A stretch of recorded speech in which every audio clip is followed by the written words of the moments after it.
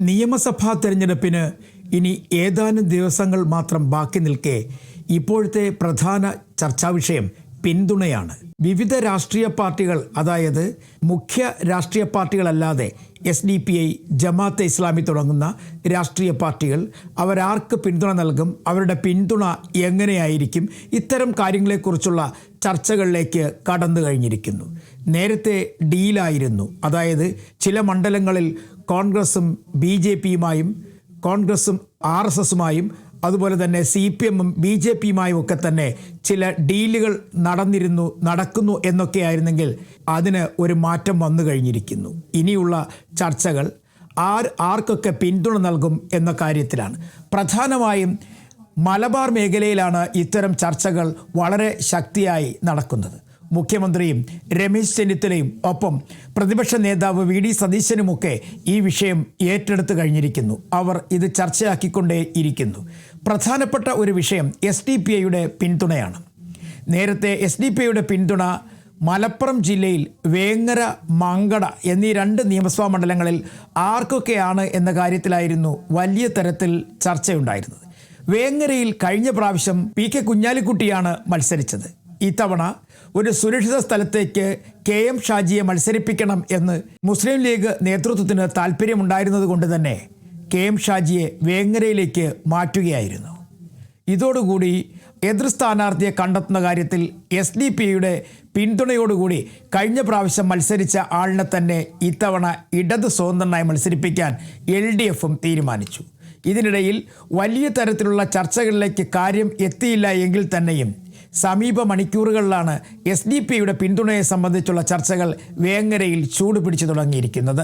സഹാബ് കൊണ്ടുപുഴയ്ക്കൽ എന്ന് പറയുന്ന ആളാണ് ഇടത് സ്വതന്ത്രനായി ഇത്തവണ വേങ്ങരയിൽ മത്സരിക്കുന്നത്. അതുമാത്രമല്ല, KM ഷാജിയോടല്ല, അതിനുമപ്പുറം ലീഗിനോടാണ് വലിയ തരത്തിലുള്ള വിദ്വേഷം SDPIക്ക് ഉള്ളത്.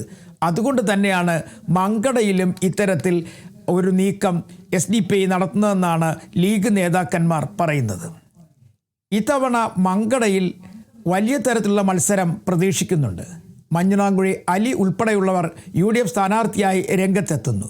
പക്ഷേ അദ്ദേഹത്തിൻ്റെ മുന്നോട്ടുള്ള പ്രയാണത്തിന് വിലങ്ങ് തടിയാവുന്ന തരത്തിൽ SDPI പ്രവർത്തിക്കുന്നു എന്നുള്ളതാണ് ഒരു തരത്തിൽ ലീഗിൻ്റെ ഭാഗത്തു നിന്നുള്ള വലിയ പരാതി. എന്തായാലും ഇനി ഈ വിഷയം മഞ്ചേശ്വരത്തേക്ക് എത്തുമ്പോൾ കാര്യങ്ങൾ മാറി മറിയുകയാണ്. പ്രത്യേകിച്ചും മഞ്ചേശ്വരത്തെ സംബന്ധിച്ചിടത്തോളം അവിടെ വലിയ തരത്തിൽ ചർച്ചയാവുന്നത് BJPയുടെ സ്ഥാനാർത്ഥി K സുരേന്ദ്രനാണ്. AKM അഷ്റഫിൻ്റെ സ്ഥാനാർത്ഥിത്വത്തിന് വിലങ്ങുതടിയാകുന്ന തരത്തിൽ SDPI സ്ഥാനാർത്ഥിയായി KM അഷ്റഫ് കൂടി എത്തി. ഇത് വലിയ തരത്തിലുള്ള ഭീഷണി UDFന് ഉയരുകയും ചെയ്തു. ഇതോടുകൂടി ചില നേതാക്കന്മാർ ഇടപെട്ടുകൊണ്ട് KM അഷ്റഫിനെ പിന്മാറാൻ വലിയ തരത്തിലുള്ള ആവശ്യം മുന്നോട്ട് വെച്ചു. KM അഷ്റഫ് പിന്മാറുക മാത്രമല്ല, സ്ഥാനാർത്ഥിത്വം ഉപേക്ഷിക്കുക മാത്രമല്ല, പാർട്ടിയിൽ നിന്ന് തന്നെ മാറി നിൽക്കാനാണ് തീരുമാനിച്ചിരിക്കുന്നത്. അങ്ങനെ ചില രാഷ്ട്രീയ പാർട്ടികൾ വലിയ തരത്തിൽ ഇപ്പോൾ തല ഉയർത്തിയിരിക്കുന്നു എന്ന് തന്നെ പറയേണ്ടി വരും, പ്രത്യേകിച്ചും SDPIയുടെ കാര്യത്തിൽ. മലബാർ മേഖലയിലാണ് SDPIയുടെ പിന്തുണയ്ക്കായി ഇടത് വലതു മുന്നണികൾ വലിയ തരത്തിലുള്ള സമ്മർദ്ദങ്ങൾ ചെലുത്തുന്നതെന്നാണ് പറയുന്നത്. എന്തായാലും വേങ്ങരയിലും മങ്കടയിലും മഞ്ചേശ്വരത്തുമൊക്കെ ചില പരീക്ഷണങ്ങൾ നടത്താൻ മുന്നണികൾ തയ്യാറെടുത്തു കഴിഞ്ഞിരിക്കുന്നു. അതേസമയം കഴിഞ്ഞ പ്രാവശ്യം മത്സരിച്ച അത്രയും സീറ്റുകളിൽ ഇത്തവണ SDPI മത്സരിക്കുന്നില്ല എന്നൊരു ആക്ഷേപവും ഉണ്ട്. ഈ പിന്തുണ ആർക്കാണ് എന്നുള്ളതാണ് മറ്റൊരു വലിയ ചോദ്യചിഹ്നം.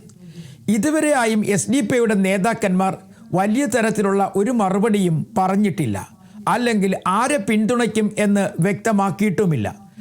മൗനമായി ആർക്കായിരിക്കും SDPIയുടെ പിന്തുണ അവരുടെ സ്ഥാനാർത്ഥികൾ മത്സരിക്കാത്ത മണ്ഡലങ്ങളിൽ നൽകുന്നത്?